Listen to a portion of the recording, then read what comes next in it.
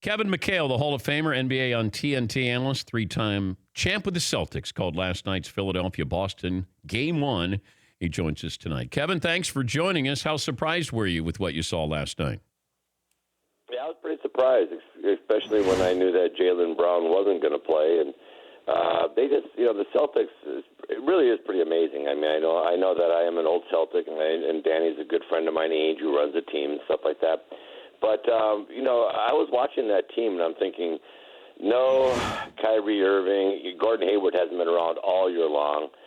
Jaylen Brown goes out. When you lose three of your top, wing-type players, it's so hard in today's game. And the Celtics just found a way. They have a pretty simple formula that works very well. They have a bunch of two-way players. They get after you defensively. They're smart. And they make the three ball. And, these guys can defend individually. They keep their man in front of you.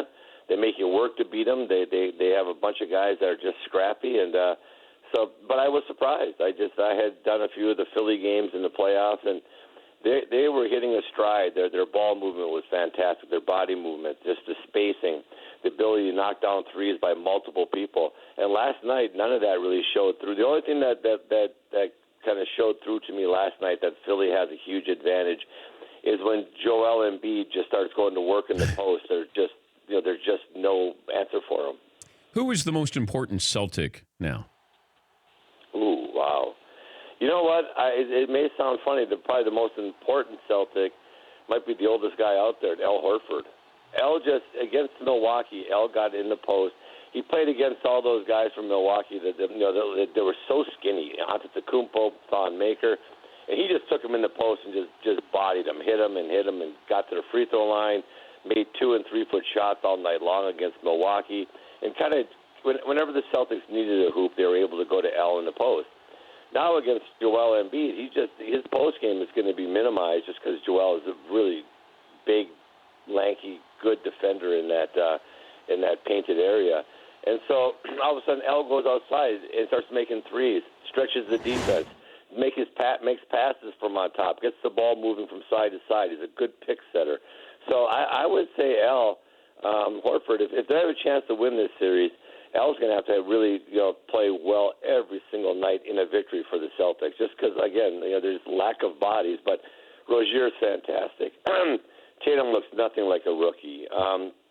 Marcus Smart goes out and just makes plays. Baines comes in off the bench, makes a couple threes. They just have Larkin makes a big shot just in a part of the game when their offense was struggling and nothing happened on the possession, and Philly looked like they were gaining a little momentum. 3 seconds to go on the shot clock, Larkin makes a big three. So they got a lot of guys playing well for them, but I would say L overall. Could you see LeBron fitting in with this 76ers roster?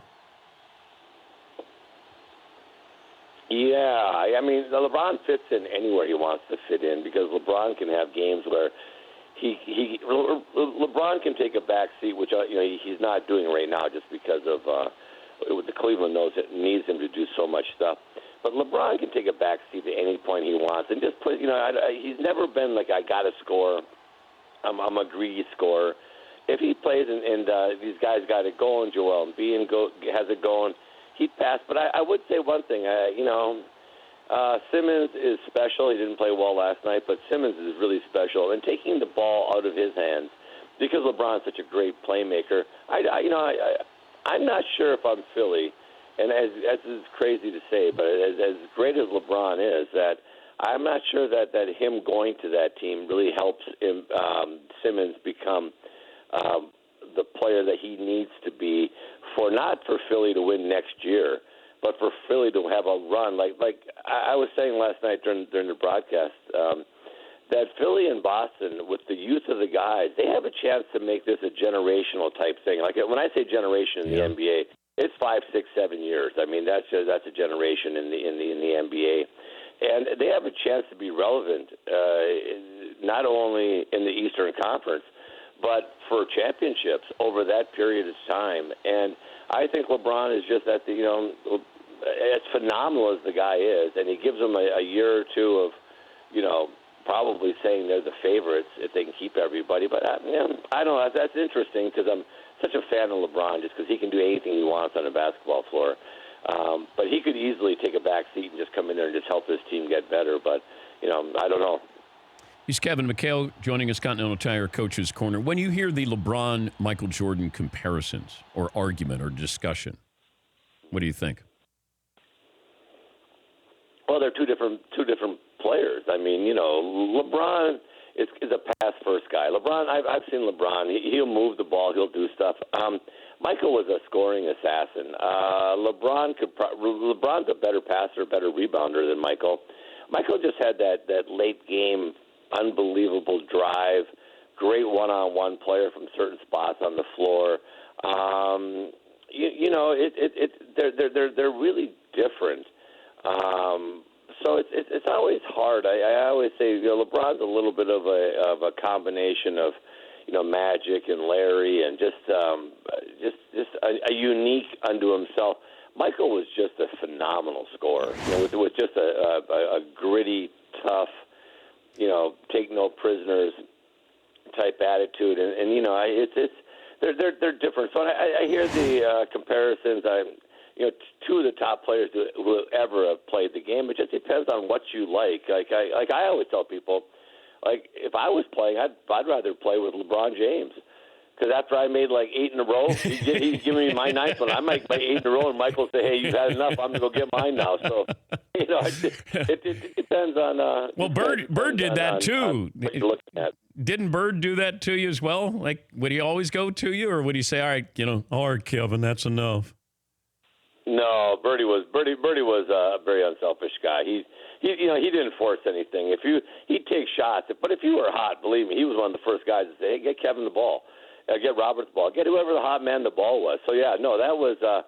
Now Larry played the game very very pure when he was out on the floor. He just didn't he didn't look to take bad shots if someone had it going. Like now, if you're struggling on the offensive end, Larry would search his offense, but if you had something that works, but that's the way we all kind of played. If Robert had it going, Robert got it. So it was an unselfish group of guys. What do you remember about the locker room after Michael Jordan scored 63 on you guys in the Garden? Because you guys won the game. We all went to Casey Jones and said we better double team that guy. He's a hell of a lot better than we thought he was. Because he had 49, I think, in the 45 or 49 in the first game. And honestly, I tell people this all the time. We barely game planned for Chicago. They had won like 33, 35 games in a regular season. We had won 67. We kind of went in there and said, okay, look, let's just run our stuff. Let's take care of what we got to do. Let's just be us, and we'll be fine. We'll switch on Michael. We'll do some stuff. We're not gonna double team him. And after that, in Game 3, we all went like, okay, we got a game plan for this guy. And I know you have a bunch of guys that will look up stats. I honestly don't know the stats, but in Game 3, because I remember going in there and everybody was all upset because I brought a Dobb kit. I didn't bring any clothes, and I was like, we're leaving them. We're going to play one game and we're gone. And they were all like, they almost beat you. It was an overtime game, and I went like, nah, we're going to hammer these guys and we're going to go home. And they were all upset. The media made a big thing about me only bringing a Dobb kit, no clothes on the road. They said, what are you going to do if you lose? I said, I guess I'll smell bad. And, we beat them, and off we went. So someone look and see what he did in the third game. You got all the Danettes over there doing nothing, so have them do something. Paulie, do something for Kevin. In Game 3, Jordan had 19 points, 10 rebounds, 9 assists. Only 19 points. What was he from the floor? He was 8 for 18. Yeah, because we double-teamed him almost every time and just said, man, we got to get the ball out of this guy's hands. And so, yeah, we shut him down a little bit. But I tell you one thing, though. That was kind of – I knew he could really play. I just didn't know he was quite that explosive. And that was kind of the start of Michael just blowing up and just being a damn near unstoppable force on the offensive end. Speaking of unstoppable, James Harden, it feels like he's on that short list here, Kevin, of unstoppable guys. Yes, no question. James is funny. Like, most times when you made your third dribble, you're uncomfortable. You're trying to pass the ball. On his 15th dribble, he's starting to get a rhythm. He's coming between his legs. He's pitter-pattering. He's going back and forth. And the more he dribbles, and then he's got the step back, he ends up driving on you. James is a phenomenal ISO player. I mean, he gets the ball on top. And, you know, and again, everything's relative. Like, I'll tell you, okay, really quickly on, like Michael, do you remember the old zone rules? You couldn't cross the free throw line. They had all this stuff put in.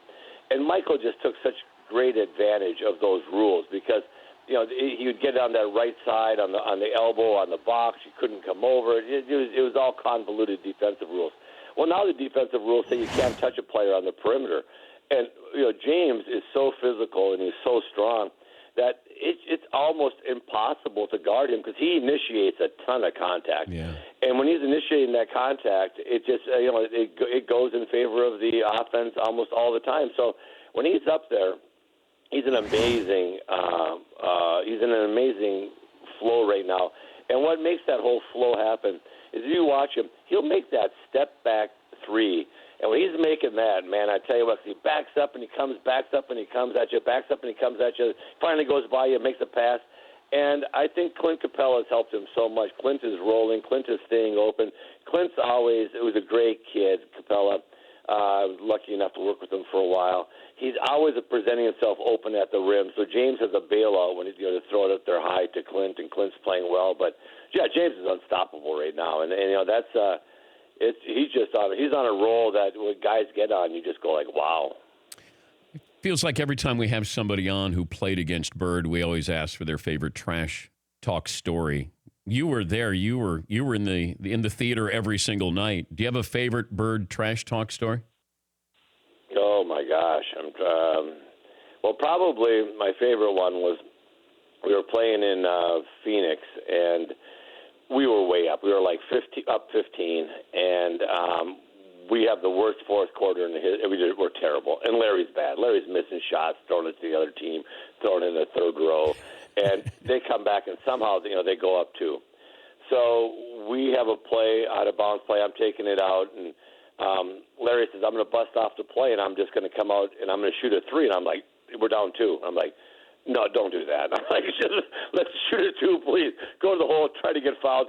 Let's just get into overtime, see if we can't win this game. And Larry says, no, I'm just going to bust a three on him. And I'm like, oh, my gosh. So he tells the Phoenix bench, tells the coaches, yeah, I'm just fixing to bust a three on you guys and just go home. I'm tired of this.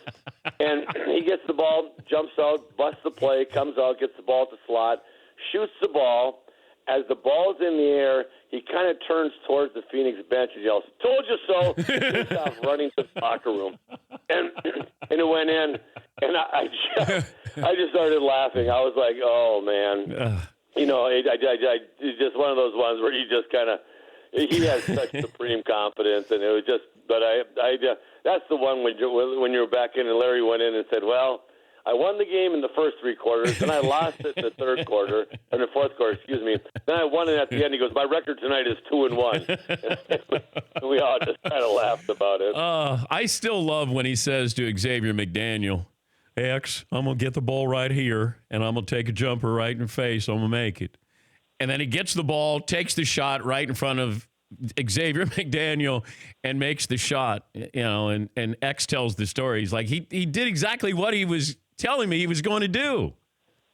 Yeah, you know, the other thing I laugh about too is, remember Anthony Mason, just the kind of the point forward, power guy, just big, strong guy. We're playing. He's in New Jersey now. They call him up and from the D League or the CBA or whatever it was called back then.